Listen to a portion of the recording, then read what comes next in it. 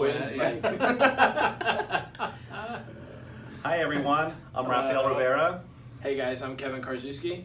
And I'm Nick Snow. and we're here to talk about American Horror Story Apocalypse, episode 4. Yes. Can it be Satan? That was an SNL reference to Dana Carvey when he used to play the church lady. You didn't notice that in the title? Yes, no. My mind went straight I didn't there, piece like that together. that little That's so good. little face that she would make. Satan. So, anyways, I forgot my notes. They're over there. Oh well, go ahead. Let's just go for it. I think it starts off with the witches are brought back to life, Yeah. and so many questions were answered because we were left hanging in episode 2 and 3, wondering what's going on, who are these people, what are their connections, and we start off with the witches of the coven coming out and reviving. Cordelia revives Mallory, Coco, and Dinah. And we now know that they are actual witches, and they're not reincarnations. And they were told, or at least Mallory and Coco were told, that they had a hidden or a... Protection spell, Protection right? To protect spell. them from evil. So I guess maybe. I don't understand that. Yeah, That's a maybe- big question mark there. Like, what was the real intent? Right. There's something ulterior there, I think. Maybe that made them less detectable, maybe is how you should say that.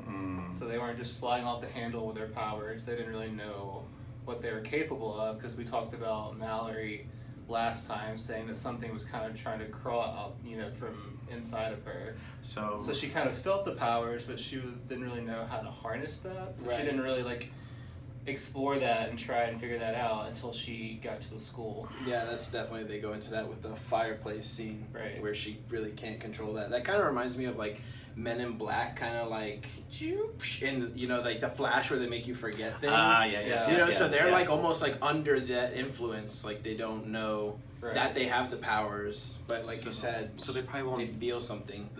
And I guess to protect them from being taken over, from either being killed, which is what Langdon referred to in the previous episode. I thought I got rid of them all. So, Right. all right, that makes sense. So they get revived, and then there's a little bit of a flashback with Miss Mead and Langdon talking about his past. So now we know that this is the real OG Mead memories. These aren't the ones that implanted in her. Right. I was so shocked by this because I was certain that it was Jessica Lange's character. Right. That he had just taken those memories somehow Right. and implanted those in this robot. But no, that's what she looked like in real life. So that was a bit of a blindside for me. It was, and it leaves a lot of questions. So what happened to Constance? Why was she murdered? Was she Right. killed? Did she just disappear? Maybe she just died naturally. Yeah. And then here comes in this, what did she call her? Devil mama is what she said. She She's the devil mama. Hell yeah, I'm a devil mama. I was like, and there's a little bit of a tone that reminded me. It's of the movie Damien, where the nanny kills herself. It's all for you, Damien. Oh, and she throws herself off. So that was the kind of passion that Mrs. Mead conveyed in that flashback, that she has that kind of loyalty toward him. So can we talk about her just chilling outside the jail, in the middle of the street? That's what I need. What we doing? Some What's creepy happening? shit right there. And did he just abandon her? She or- couldn't bail him out, but he was being questioned. Right. I don't know So what was going It's on. possible she took him there and dropped him off, and Okay. she was gonna be waiting. That was just a And very then bizarre scene the head for me. warlock, Right. Ariel, intervened and picked him up. And Yeah. she was like, "I know you're destined for greatness," or whatever she said. And Yeah. I'm just Yeah, like, greatness, This is, yeah. this is a bit of a strange scene for me. It was but- very weird that she was standing out there. She was totally okay like a with him lawyer just shepherd. driving off with a stranger. No goodbye Yeah. hug or anything. Yeah.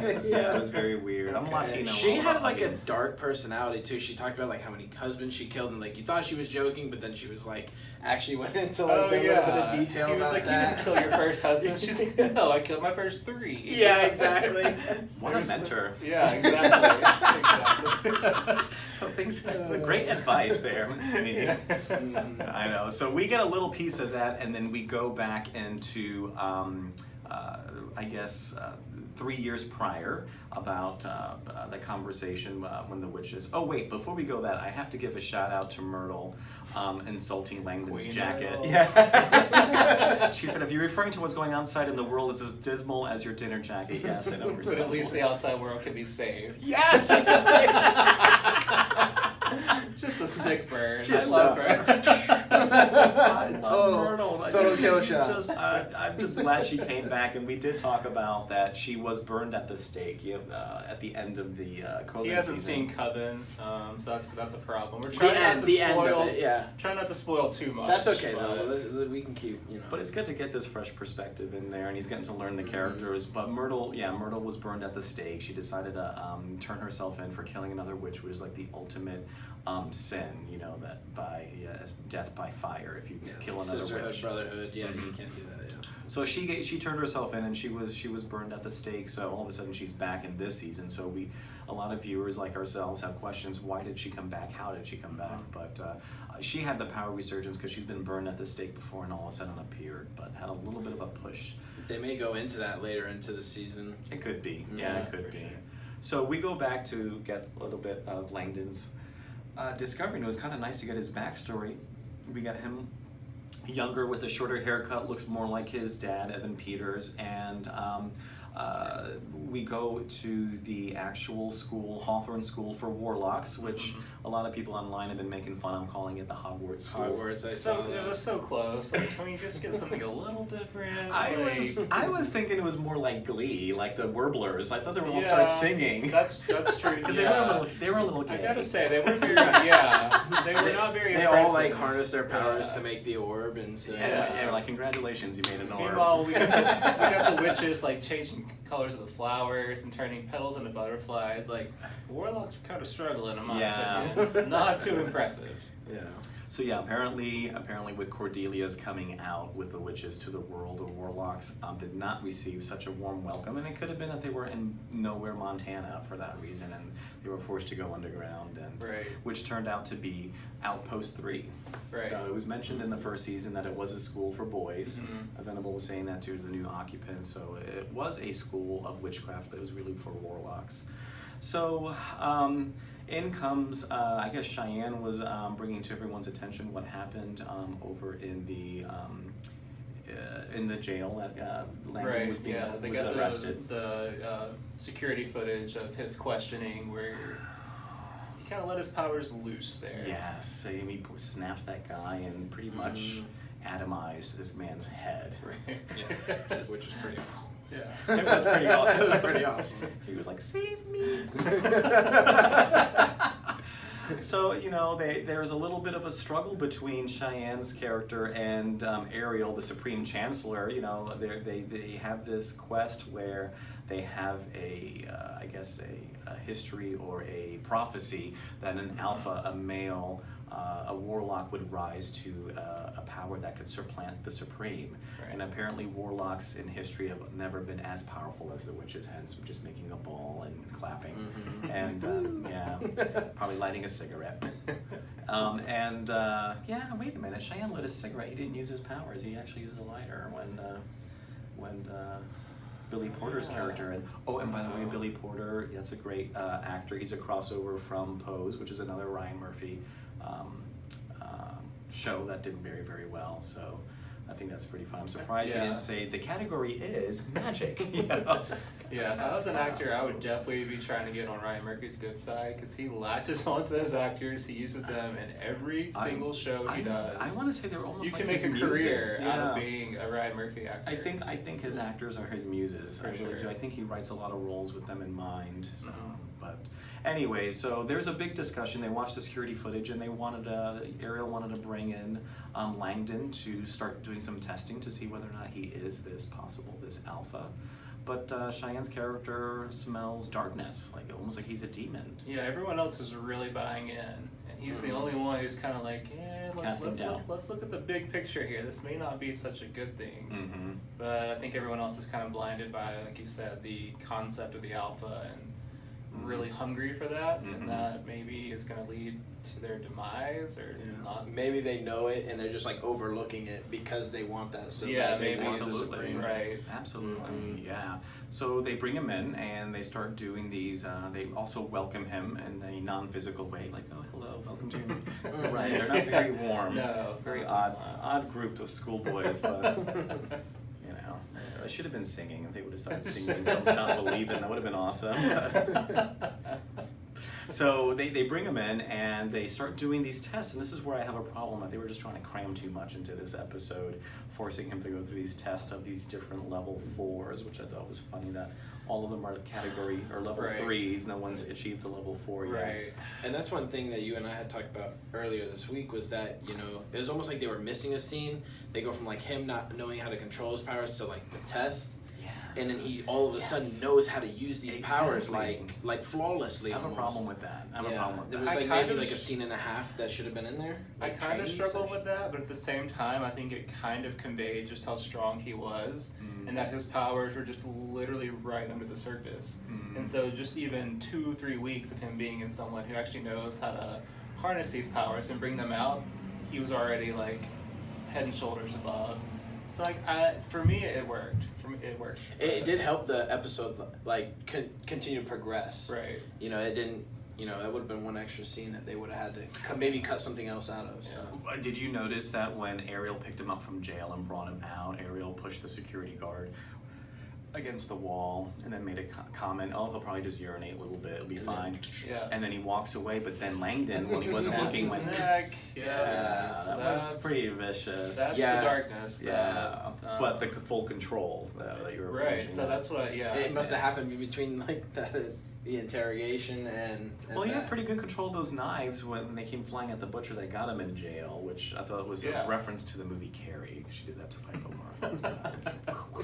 So it was a little rushed, but it also worked. I think it was really just trying to tell us like this guy is super powerful and it's all right below the surface, and hopefully he can kind of get that under control, but it may just lash out like we've seen. And I think as he was going through those tests, I think he was over anxious to surpass what their expectations were, like dipping in his hand into the mirror and actually finding the object versus telling them where the object was that they hid on. And then transport, on the ceiling. Kind of like the black rubber man suit. Good connection. And it's interesting because he... in the previous episodes, where I think it's Ethan, was the actor's name Ethan? Evan Peters. Evan Peters, right? Yeah, he mistakens the latex guy for Langdon. So there's a bit of a connection there. I still think it was Langdon. I think he just was lying, like manipulating. Again, seeds of deceit. Seeds of deceit. He loves doing that. He loves doing that, stirring that pot a little bit, making people go crazy. So where were we? Okay, so they did the test. Oh, I was impressed in how he made it, like, not just make it snow, which is one of the tests, you know. Literally almost froze everyone to death. It scared the shit out of Ariel even. He was like, it's on the fire. Like, get out. He's like a nose bleeding and everything from his powers going crazy. And so I really loved the graphics and the CGI in that scene was like really impressive too. It was. No, they really pull out all the stops for this series, and they do an excellent job with things like that really are a huge wow factor. So while they're going through all these tests, we're kind of transported also, we go back to the actual Coven house in New Orleans, and we see that Zoe's conducting a class and Mallory is in the class. This is, at the same time, and she's an actual student there. They didn't show Coco though, so I don't know where Coco comes in. Right. I don't know where they pick her up. I'm sure that might come in another episode, but even Mallory is impressing Zoe. Zoe's a teacher now, as well as on the council, on the High Council. But she notices her power. She's able to take these rose petals and turn them into butterflies, and I thought it was very impressive. And she even brought it to Cordelia's attention, and was also impressed by that. And then that's when they receive the call. Myrtle tells them that they need to fly away and eat airline food for lunch. The struggle's real. Myrtle. The struggle's real. Exactly. So they brought in and they're presented their case about Langdon, and Cordelia's like, no, I'm not buying it. This is impossible. A boy has never been known to their testosterone apparently blocks their access to the ephemeral. And I was like, I've never had that. So do the witches? But we're gonna bypass that. So are the witches aware that there is a prophecy of an alpha, or is this? Do we know that one way or the other? No, I don't know if they do. Interesting. That's a good question. Because she was so quick to dismiss and be like, no, that's not possible. You would think if there was some kind of prophecy, that they would be like, oh, okay, well. So it must be might be conjured by the warlocks or right. their ancestry, and never was brought to. It's kind of their one big secret to hold over the witches, and when it finally happens, I think that could explain why they're so excited and so just willing to look over some of the negative things. It's like, we waited for this. This is kind of our secret weapon against the witches. Yes, right. Against the witches, which is a good point, and that's Myrtle's comment. She never thought that the end of the world would be, because of warlocks against witches, and it seems like I guess that must be an ongoing thing. Now they never really brought warlocks forward in Coven, which is we're kind of blindsided at, except for Quentin's character in the season where they got the Melon Baller episode. Personal favorite of mine. It is a personal favorite, yes. And also a little apprehensive every time you look at a melon ball, you're thinking eyeballs. But he was also a warlock as well, and he was on the High Council. So it was interesting that I guess there might have been, I don't know, you would have thought he might have shared that information, so it makes me question. Right, yeah. So that was the only thing that was going through my mind, is they were just so quick to be like, no, this can't be true, why are we even bothering? Like, you're wasting our time. So it makes me wonder, like I said, that's like the one secret they hold over them, but it happens to be quite a large one that could help them kind of take over, supplant the Supreme and put the men in power. So that's interesting. So they fly out there and they meet with them, and she pretty much dismisses it. And as they're having the conversation, they even question her authority as a Supreme, how she neglected not just Madison, no, Queenie. And then that's when they flat out call her racist. Let's just get that out there. That's Billy Porter. Yeah, it's like, you're gonna leave the black girl behind. We see you. All right, so I have to bring to your attention, his last name is Chablis, and I think that is a toot to Lady Chablis from Midnight in the Garden, Good and Evil. I don't know if you're familiar with that story. I didn't know that was his last name. His character's last name is Chablis, because they mentioned that right away, and I'm like, oh my god, can this have any more other connections to? Literally, there's so many. Yeah. So Lady Chablis, but she has passed away recently, but she was a main character and an actual drag queen in real life that based on a true story, Midnight in the Garden, Good and Evil, and she was fabulous in that movie. But they question it about Cordelia abandoning Queenie, and we get a wonderful flashback of the Hotel Cortez, where she said that she tried to get Queenie and bring her out, and she referred to the hotel as Hell's Mouth, and it was impossible to get her out there, even though she attempted several times. And we get a nice reprise of Mr. March, played by Evan Peters, and it was great that they were playing Rummy. and I love his character. I love Mr. March's character. But anyways, they couldn't make it out of there, and I was a little upset because I thought the set was lackluster. It didn't look like the original Hotel Cortez, and I'm sure because out of a budget constraint, they can't have that big grand of a scale. Exactly. Of a set. But interesting, while all this conversation's going on, Langdon is listening from a distance, and he's in this trance, and he's sketching out the Hotel Cortez. That was a really cool scene. It was a very cool scene. I thought it was pretty amazing, and he decides to, if she can't bring him back, I will, and he decides to go visit Queenie in the Hotel Cortez, and Queenie dismisses him, and Mr. March even knows that Langdon's an unusual being. You can just sense it. You better do as he says there, Queenie. She refused his hand. Or you could be here forever. So. Yeah. You better go home. It was pretty funny. It was. And he gets her out of it, and then he goes to visit, which is my personal favorite scene in the whole movie. Hilarious. Is Walmart hell for Madison. I love that. If you've worked retail, you can relate. It cracked me up, and I think she was referred to as number 14, or the number 14 came up. I think it was her manager saying, you gotta, you called her number 14. Which again to me was another Scream Queens reference, because they were all named Chanel in that show. And she would just be like number 3, number 5. Got for you. her. That makes sense. So that's why it's her hell. My mind never doesn't go to Scream Queens, so it could be wrong, but That was for me. Sense. Yeah, that makes sense. And it was an additional level of hell for her because they didn't even recognize her. Like, are you Lindsay Lohan? Is that you? That's. I don't know if that would be a compliment or a slam. That's hilarious. Well, since she wanted to be the famous actress, you know, when she was living, I felt like that was just a slight, like, oh, they don't even recognize her. She said she auditioned for the Mike Myers movies. I wonder what movie's coming out that Mike Myers is doing. We got to Google that.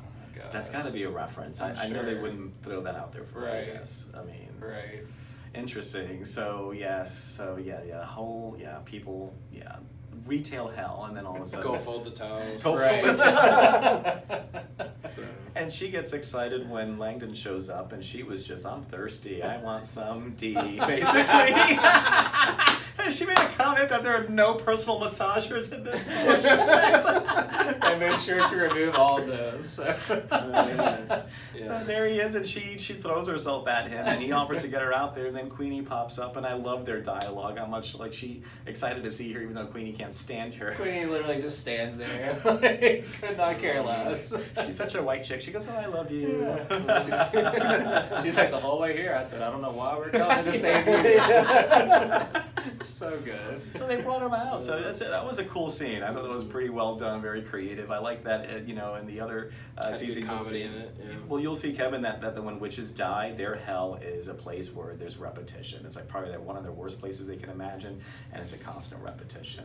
Well, the Misty one, she goes back to You're gonna have to see that. I don't want to give it away. That was tough. It was a tough one to watch. That was pretty nasty. So they pulled him out, and he pulls them out, and then we go back to the Hawthorne School for Warlocks, and pretty much Cordelia's like, you know, this is how it is because I'm the fucking Supreme, and it's gots to go. Yeah. And when they go to exit, they notice that when she sees that Langdon approaches in his new outfit, a new ensemble, new shoes, and maybe Myrtle will approve. They're all in black. Yeah, back in black. Back in black and badass looking too. Yeah, they look good. She decided she passed out. I don't know. I was like, she needed some smelling salts all of a sudden. So why did she pass out? Did she pass out because Langdon is draining her energy? Is she passing out because maybe Mallory is draining her energy? She might be a new Supreme. Right. That's a theory out there. Yeah, because if we go back again to Coven, Fiona was kind of at the end of her lifeline her term, yeah. And she was getting drained as, well, they thought Cordelia was coming to power. Mm-hmm. So that's kind of a very similar route we're seeing now for Cordelia. Or did she just pass out because she's emotional and she just knows that guy is just pure evil? I mean, I still think he's sort of a demon or of some sort. I don't think he's an alpha as these guys prophesize. I think he's just a flat out demon, which has been known in the AHS lexicon. Look at Asylum, what happened with the nun. She was possessed by a demon to the point where the angel of death had an interaction with her. So and I think it was the second episode where he's on that blood pentagram with the snakes, and that just to me was like totally demonic. So manifest. It's almost like he might not even be a warlock in the end. I call that the Dilatati. See, but I don't think he's a warlock. I think he's a demon. I mean, hence the title of the episode. You know, can it be Satan? Could it be Satan? So, anyways, any more to add to that, you guys? So I've heard that the entire season hinges on a huge twist in season 5, which is episode 5, which is this upcoming episode. So I don't really have any theories of what that's gonna be, but I'm interested to see what, because we've had a lot thrown at us. It feels like it is. I think this one was a lot to digest, even the one previous to this episode, but a lot is going on, and there is a trailer out there. You guys can watch it. Just go on YouTube, and it looks like it's Cordelia's flash of the future, the possible future, and it looks like a scene out of The Walking Dead. Really? Yeah. Interesting. It looks like a lot of people were just. A lot of people have theorized that zombies are going to play a part, so that maybe that could be where it's going. Yeah. I thought zombies were 2 seasons ago. I don't know. I guess they're still living strong. I think there might be like some of that in like the title sequence. of the show, I think there might be like a little hint. A hint to the zombies. Yeah, that's true. I think people I do like kind of sitting down and dissecting that. And you can normally pull out some things from the title sequence, so that could be true. Good call, Kevin. Let's take a look at that. Well, thanks for joining us this time. Oh, thank you for having me, guys. We're so Appreciate popular that. already that we're getting people are Guest just beating down our appearances. door to be guests. So really exciting for us. Well, thanks for joining us this week. Thank We'll you, get guys. you. We'll see you guys out soon, and don't forget to hit the subscribe button and click on the little bell to get notifications when we upload a video. We'll see you guys soon. See Thanks, ya. guys. That's awesome. Well done. Yeah, that was good.